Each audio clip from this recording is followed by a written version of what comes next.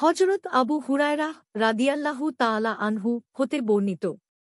তিনি বলেন, রাসূলুল্লাহ সাল্লাল্লাহু আলাইহি ওয়াসাল্লাম বলেছেন, যে ব্যক্তি সুরমা লাগায় সে যেন বেজোড় সংখ্যায় লাগায়।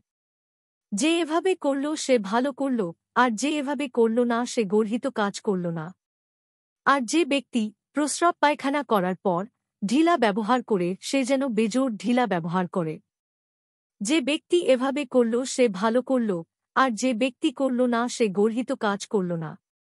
যে ব্যক্তি খাবার খেল এবং খাবারের পর খিলাল দ্বারা দাঁত হতে কিছু বের করল সে যেন তা মুখ থেকে ফেলে দেয়।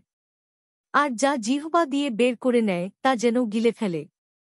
যে এভাবে করল সে উত্তম কাজ করল, আর যে এরূপ করল না সে গর্হিত কাজ করল না। যে লোক পায়খানায় যায় সে যেন পর্দা করে।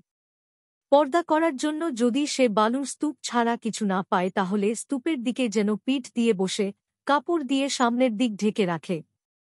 কারণ শয়তান মানুষের বসার স্থান নিয়ে খেলা করে।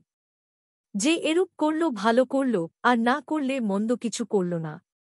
আবু দাউদ ৩৫, ইবনু মাজাহ ৩৩৭, সিলসিলাহ জিফা ১০২৮, দারিমি ৬৮৯, মিশকাতুল মাসাবিহ ৩৫২।